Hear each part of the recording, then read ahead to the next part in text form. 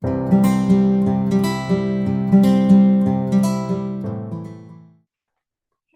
and welcome or welcome back to the Choose to Think Inspirational podcast. Victoria Lighten here. I'm so grateful to have you and to be your host. I want to tell you about a gal named Nanci Lamborn, Lamborn. She was born and raised in the buckle of the Bible Belt, spent 25 years in corporate America. After experiencing firsthand the supernatural transformation of forgiveness and inner healing prayer, Nanci's journey took a significant turn as she embraced her calling into Christian ministry. She's an ordained minister and licensed chaplain, and she devotes her full-time efforts to helping individuals break free from their past, drawing from her own profoundly healing experiences. Nanci is also a devoted wife, mother, and an immensely proud grandmother. We share that in common. She finds joy in camping, yes. Savoring coffee, yes. I would say that for me too. Cultivating her garden, don't do so well there. And tending to her backyard chickens. I don't have chickens anymore either, but one of my kids does. Well, her passion is to see others walking free into their destiny, knowing and loving who God created them to be. She wrote a book called Angry Daughter: A Journey from Hatred to Love.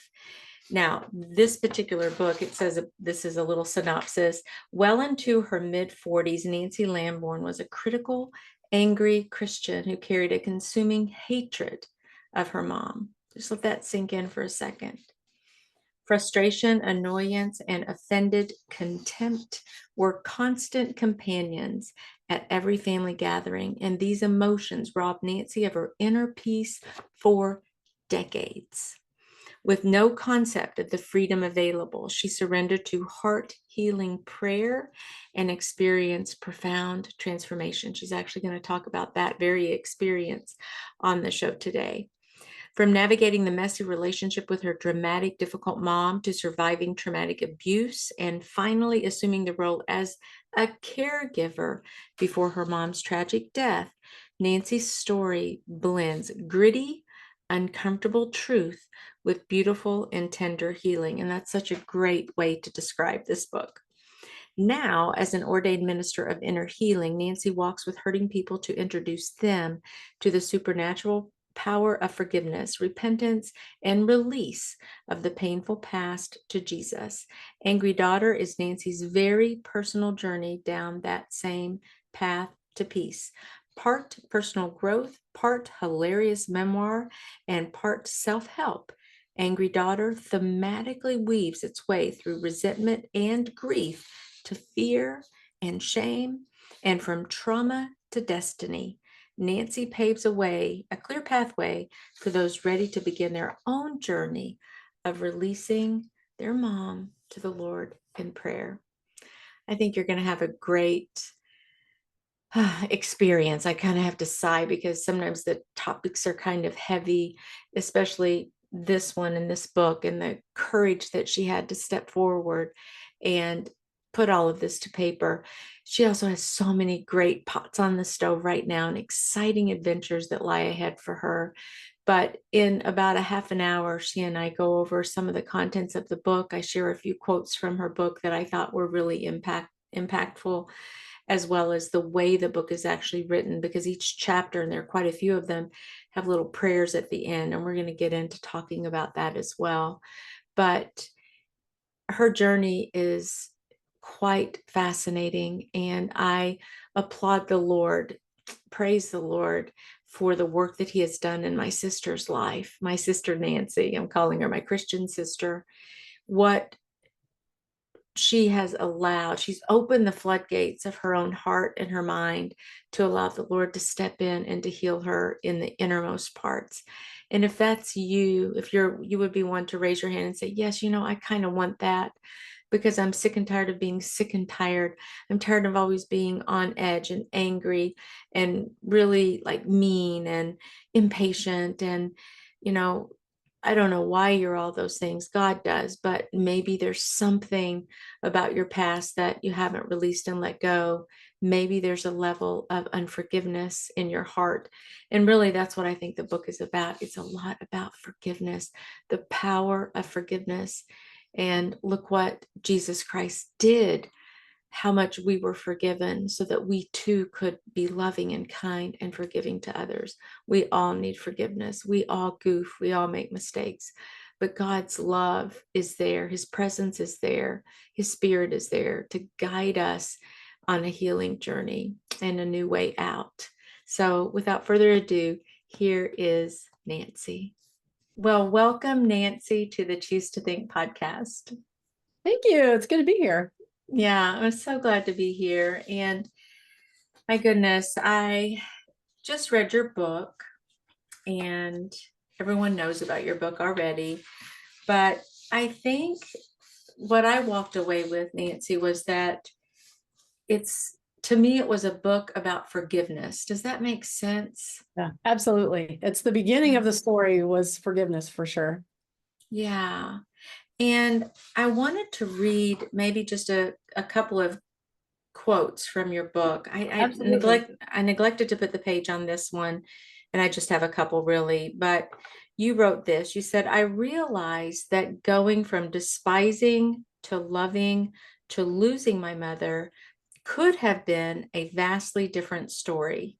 I very nearly became one of the many tragic statistics who refused to deal with the wounds of the past. I had every opportunity to end up saddled with resentment and regret after burying my mom, with lots of unfinished business to haunt me for decades. But the Lord, in His goodness, orchestrated otherwise. You want to talk a little bit about that and how that really Yeah. happened? It's almost a bit of a summary of the whole book, really. Um, Before I began my journey of forgiveness and releasing the past, I'd never heard of anyone who had let go of the past. Raised in church, around religion a lot, fundamental, Jesus saves, amen. Right. But still full of bitter people, angry people, people that were fighting and families that were broken. And this head knowledge of Jesus on Sunday did not translate into a home of peace and freedom and the capacity to actually forgive and lay down the traumas of the past. It was foreign. Um, and as I began my journey of forgiveness and transitioned into this capacity to see mom, love mom the way she was, and she never changed, but to be able to just love her where she was, I began to realize the gift that this was. And then stepping into full-time ministry myself to do what my mentor did for me. This has been over 7 years now. I began to see how many other people are still walking around so wounded and so angry and bitter and full of resentment, just like I was, right? Um, and I think it was a profound gift of awareness. And I think that phrase was probably written at the end of the first chapter. And that's actually sitting at my mother's deathbed, knowing that her time is ending and it's going to be very short. And just this profound awareness of gratitude. That was the overwhelming emotion that I felt. And it was really like this movie screen had played in my mind of what it could have been. I could have been at this moment full of anger, and because I never got my apology. We never had that conversation of her admitting the things of the past. And some people, even believers, think that that's where their freedom lies, is getting that acknowledgement. And I never got that. But the Lord had done so much healing in me that it wasn't necessary to come from my mother, because I had already had the full healing and release I needed directly from the Lord. And so it's odd to call it beautiful in the face of death, but it was absolutely beautiful that I could remember good and feel good and talk about the good and remember sweet things and loving things, not the majority of the past, which was negative and traumatic and harmful.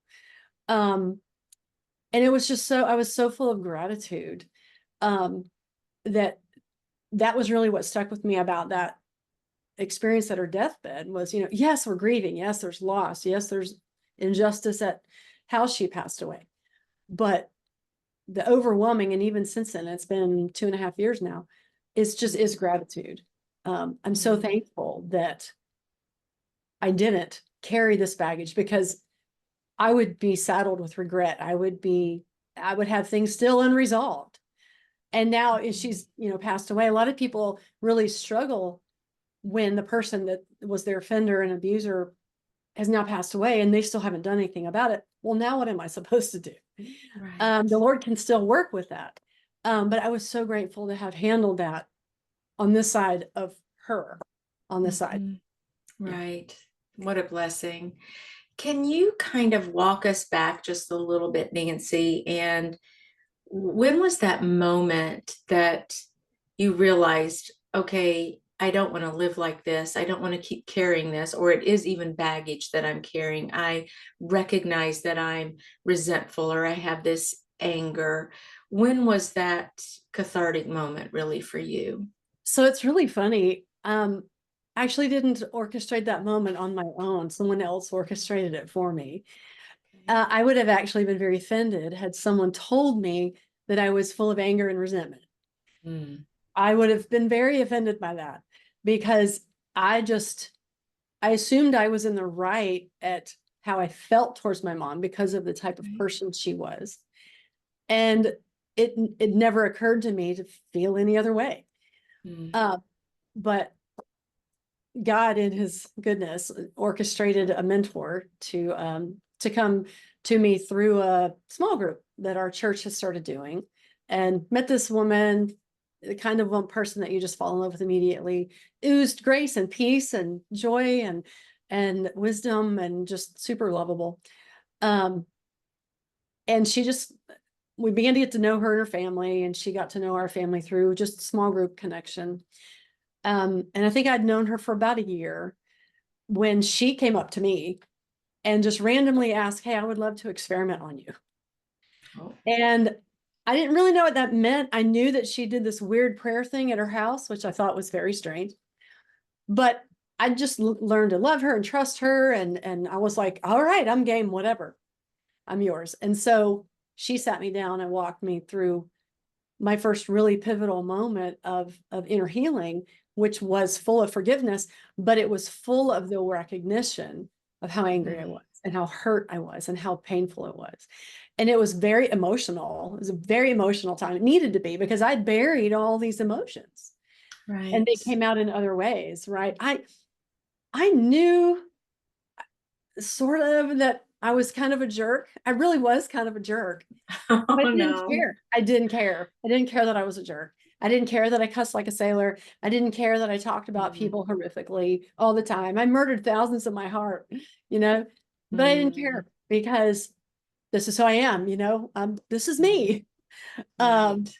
but so much changed in that one thing. So coming to this awareness of this baggage really didn't happen until it was kind of presented to me in love, from Mm, someone whose only agenda was to help me get free of it. Um, wow. yeah, it was Yeah. pretty, it was amazing. And I was stunned and shocked that a couple of days after that prayer time with my mentor, that I went to my mom's for an obligatory visit. And I was shocked when I walked in the house, and I was like, wow, like I'm not tense and I'm not annoyed by being here. And like, Wow. she's not making me angry. What is this? This is great. So Wow. it was pivotal and profound. Yeah. So what happened after that? So my mom was still the same difficult person, but I was just blown away by the freedom. So I went back to my mentor and I said, I don't know what that is, but I want it all. Whatever that is, I want it all. It was like, I'd been fed saltines my whole life, and someone had let me taste the dessert bar in a buffet. And I'm like, what is that? I want it all. And so my mentor actually gave me access to this massive library that she had collected over the years of different inner healing and ministry and deliverance tools I'd never heard of in my fundamental upbringing. And she also continued to have more ministry sessions with me where I'm dealing with other traumas and other, I'd walked, I don't share this in the book, but I actually walked through domestic violence. And so healing Oh, through that wow. and forgiving that. And there's a significant identity crisis that comes out of childhood trauma and out of being a victim of domestic violence. So just working me through that, but also I'm learning. I became a sponge. I read and watched everything I could while I wasn't working to just understand this whole world of how do we get broken and what causes trauma and what brings wounds and how do we pick up lies and how do we heal from it and how do we release these things and how do we get truth. And so that really just catapulted me into the deep end of this journey. And so that all took place over the course of about a year, and less than 1 year later after that, I was pursuing ordination. The Lord called me out of full-time corporate work and dumped me into ministry, what my mentor was doing with me. And I've been doing that full-time now for over 7 years. My goodness. But your mom passed, you said 2.5 years ago? Yeah, she did. And And so it was February 2022. Actually had become her caregiver the prior September, October timeframe. She contracted COVID and it took everything out of her. She literally could not even hold a pencil because of wow. decimation to her body. We had put her in rehab center and it just was not equipped for her. And so I decided to become her caregiver, and my friends bought me a hospital bed, and I actually in the room I'm in now, and I brought her home to my house. And I nursed her back to life. I was just around the clock, and it was hard. Oh, it was hard. She was obese. She was coming off of addiction. She was angry. She was stubborn, all the things, totally incontinent. It was very hard. But I'd come through such a place of healing and forgiveness and my own heart restoration that it was easy to do. I nursed her back to health. She actually got well enough because I fed her healthy food and I didn't give her alcohol and I forced her to do the therapy and all the things. She actually was able to go back home. But then just a couple months after that, she died very suddenly, very tragically. And this story, the book itself actually begins there with processing her death and that moment of her passing. And I'd actually never planned to write the story. It just never would even enter my head that this was a story that needed to be told in the way it got told. But I've used it ever since then to just continue to minister to other people who've walked through their mother wounds, any wounds really, parental wounds, can be anybody. But last August, I sat down, did my own kind of writing retreat, sequestered myself, and I put pen to paper to write something else. And that whole first chapter came out. Wow. And so it was part of it was really cathartic for my grieving journey, my healing journey of her passing, just telling the story. I mean, I wept many times writing the book. I'm sure. But I thought, okay, Lord, well, I guess we're doing this now. And it just came really fast. The whole thing came very, very fast. And so, and that's where it's gone now. And it's been interesting to see how it's been used, how the Lord has used those moments, the prayers that are written in it that I would have prayed in a particular situation. I get so much feedback that it's allowing other people to finally be able to put words to what they couldn't put words to be able to pray in a way they never thought they needed to pray before. I've heard that a lot, like, oh, I didn't realize I needed to forgive this in this way, or I didn't realize, wow, this stirred up a lot. I had one lady, I had to put it down. Like, I didn't know that I needed this kind of healing, and I had to put it away for a little bit so I could come back to it.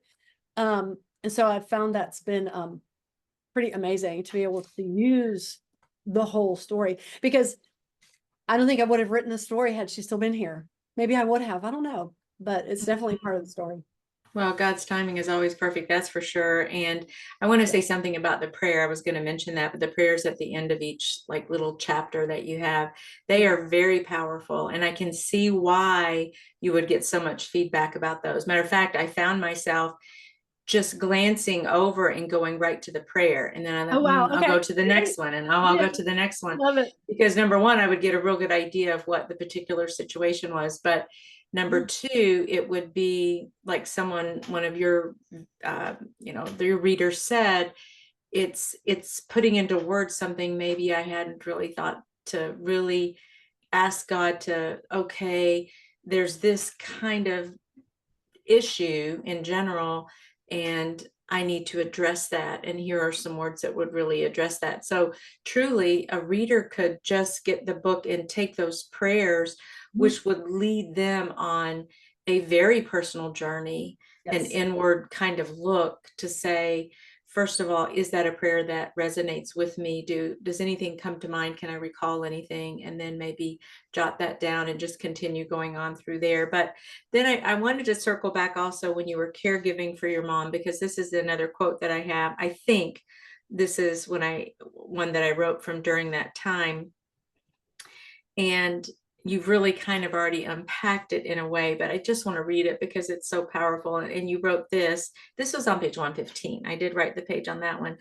But amidst the constant restroom accidents, the alcohol detoxing, forced physical therapy, and barely touched pudding cups, I became aware of a supernatural shift that had taken place. And this is so powerful. You said, I had chosen her and I hadn't regretted it. I had chosen her in her hardest hard, and it turned out to be a truly beautiful gift for me. Yep. That's so pretty. That's so Thank beautiful. you. Thank you. Uh, And that chosen word, um, I think there's probably a lot of people who would agree with me that I didn't feel chosen growing up. She didn't choose me. And I know there are a lot of daughters out there that their moms didn't choose them. They chose everything else, everyone else. They chose the favored brother. They chose the career. They chose whatever they chose else, something else. And, that brings a lot of pain. And I think it also can create some animosity towards a parent who's aging, where we have this subconscious mindset. Well, they didn't choose me in childhood. Why would I choose them when they're in need? They didn't choose me when I was in need. Why would I choose them? right, right. And I actually, this is coming to mind. In that shift, I really felt the Lord's pleasure over me. Like, good job. Look at you. You could have chosen not to choose her. You could have chosen to leave her in that horrible nursing home. You could have chosen to, let her bumble through it by herself, or what have you. I had options. Um, but choosing her was part of the journey of my, I guess, undoing what the damage that the enemy did, right? The things that the enemy means for evil, God will Right, use for good. And right. where what the enemy would have loved for me to go, you know what? See, I'm not choosing you because I don't have to choose you. Um, but I chose surrender and um, honor. Mhm. And it turned out it's a gift. It was a gift Right. to be able to nurse her back to life. That was an absolute gift. What a blessing. Tell me what your siblings have thought about the book. Okay, so it's interesting. Well, my twin has been part of the writing journey with me the entire book. Um, Loves it. Her story is very similar because we're twins, and so we were both on that unchosen journey together. Um, but she's, a huge fan, and um, is super, super supportive. What's really interesting is my brother, who's mentioned in the story. He actually doesn't even know about it. Um, Oh, he um, he struggles with a lot. He actually can't live on his own, and I'm so so sorry. he's in a place in his life where this book would really grieve him more than help him. Mm, There's much he doesn't know that took place.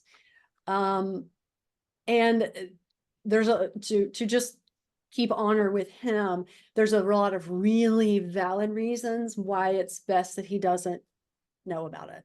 mhm. But he's kind of in a little bubble, but that's okay.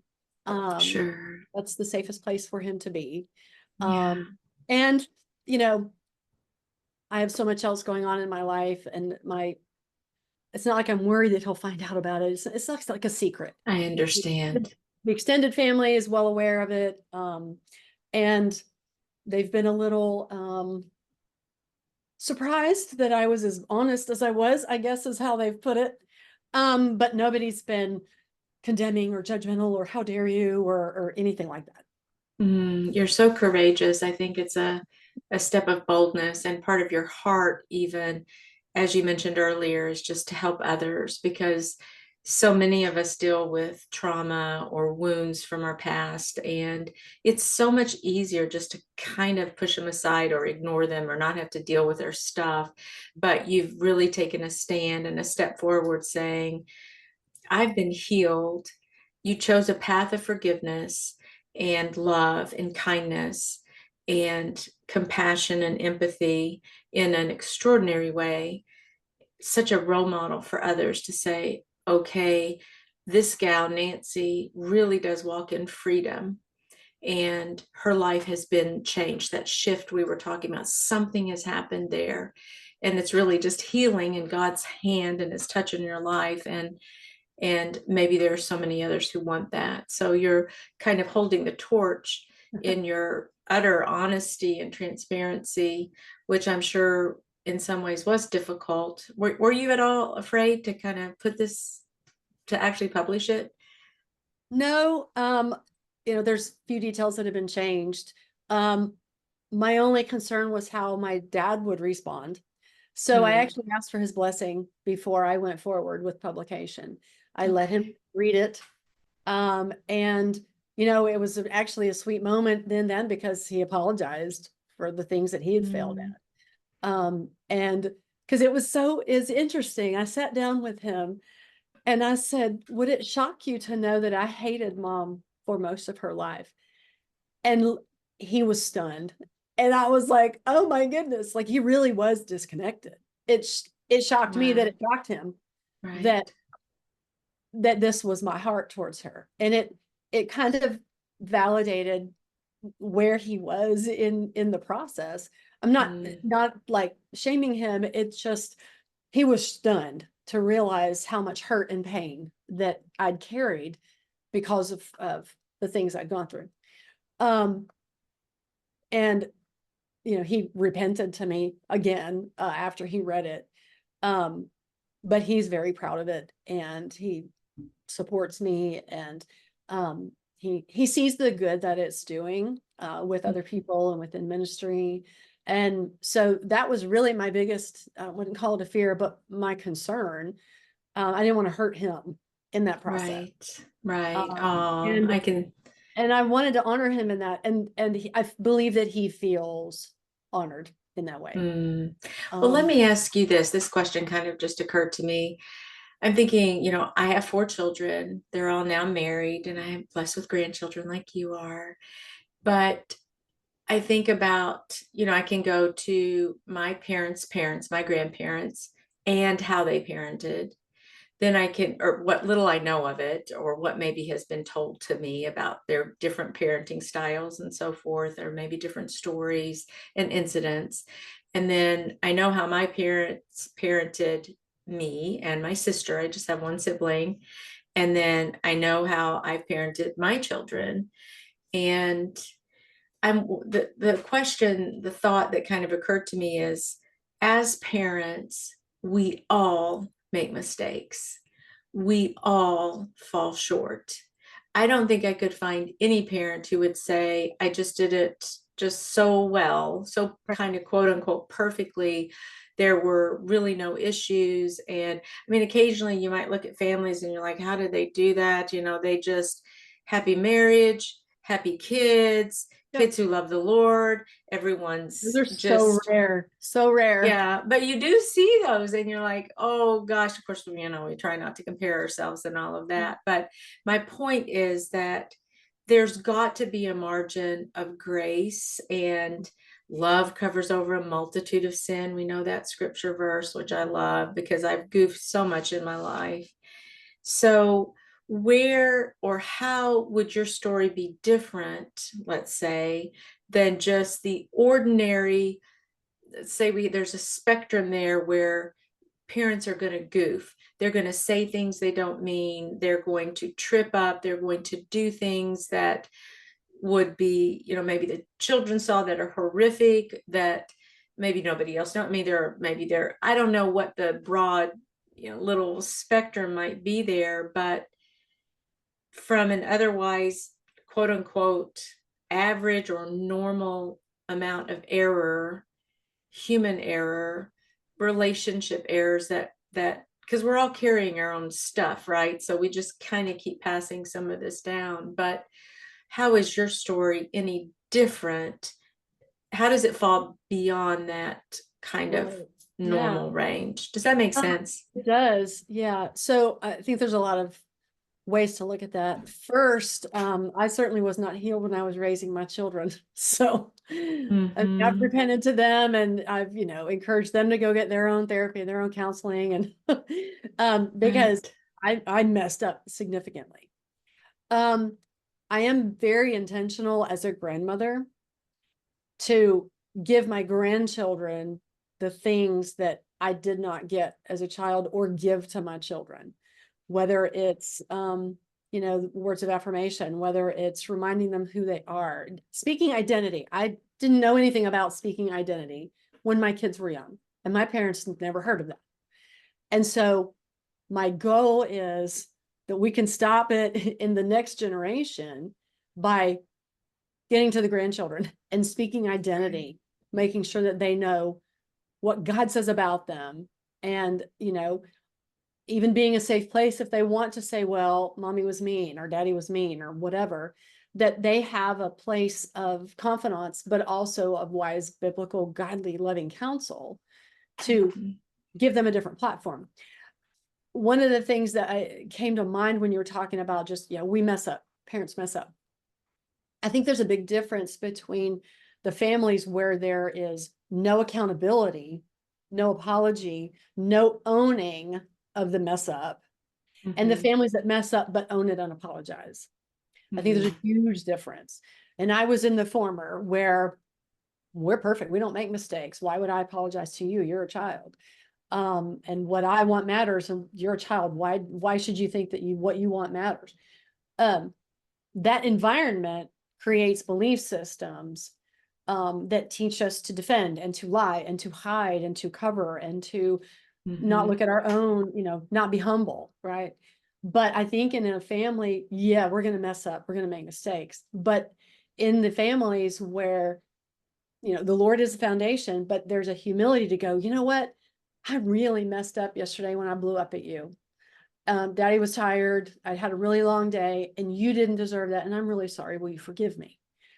That is, I think, more the goal, not trying to be perfect, because this side of heaven, none of us will be, right? Mhm. But acknowledging that I hurt you and I am sorry is massive, right? I've learned Mm. how to even apologize to my young grandkids if I, you know, step on their toe or knock their milk over, whatever it is, that they Right. hear a grown up saying, oh, I'm really sorry that I did that, or I dropped your favorite thing and broke it, whatever.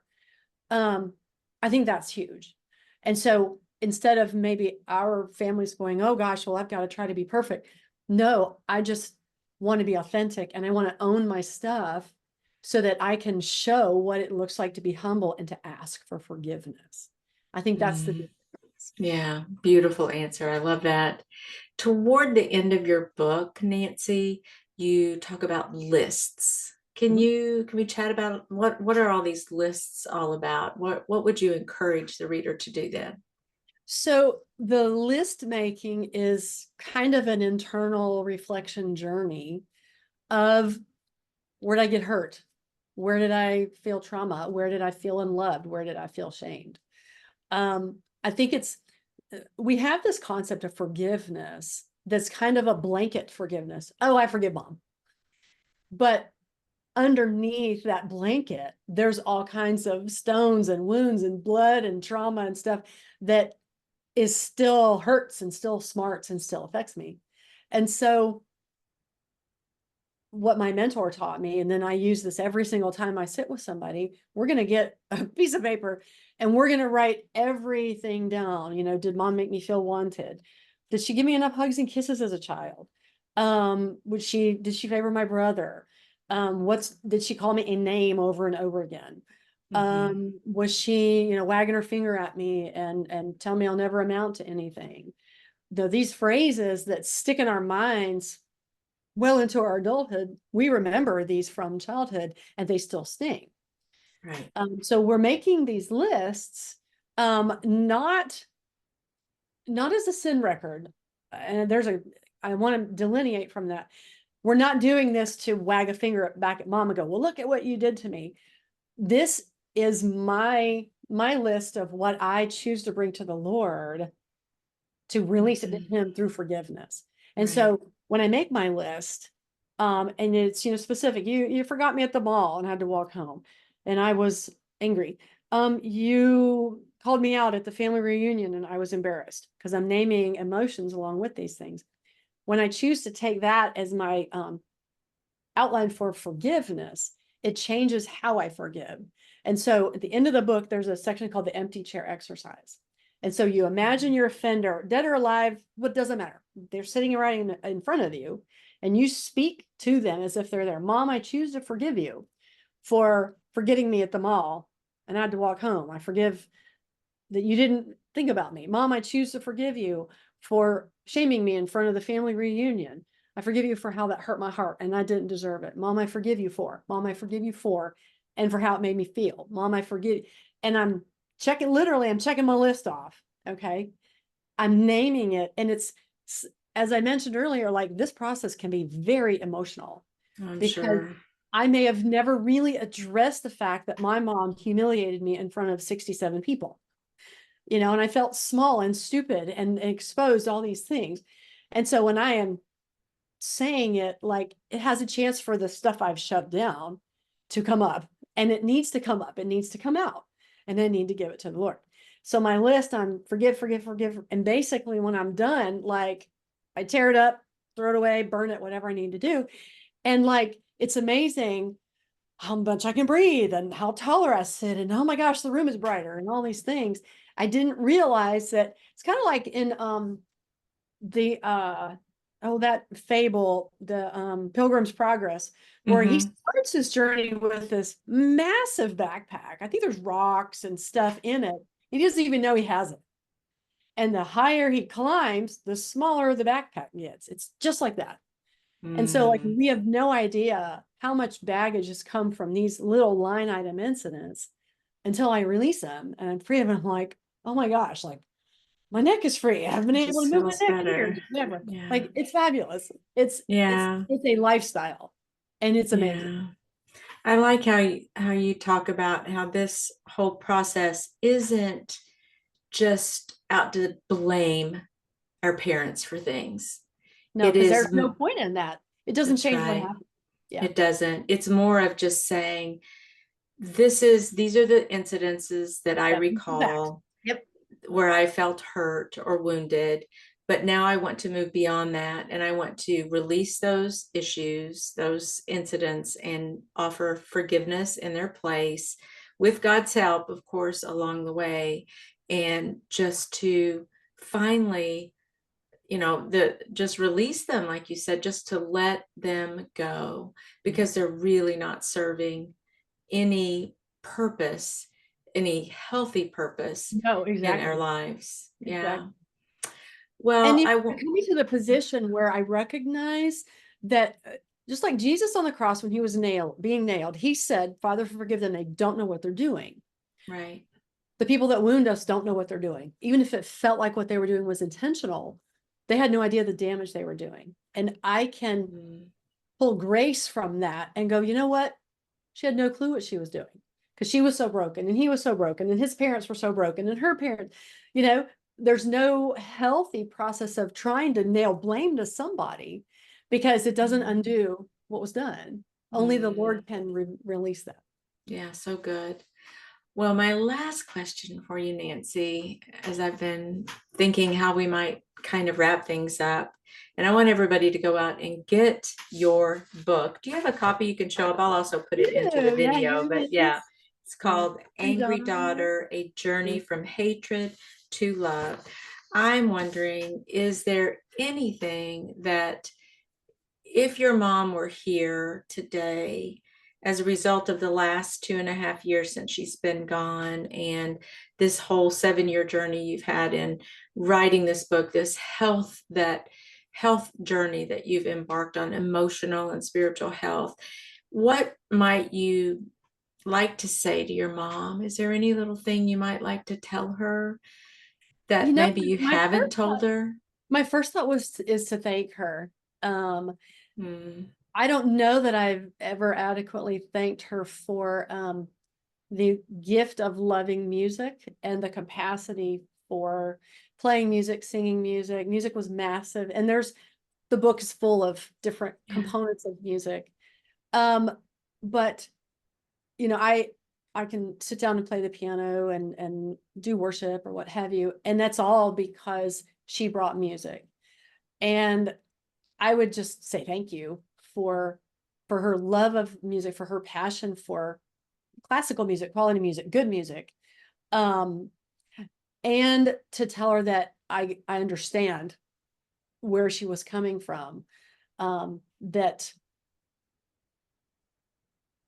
the word "it's okay" doesn't sound right, but that I'm at peace, that I'm at total peace, and that I understand.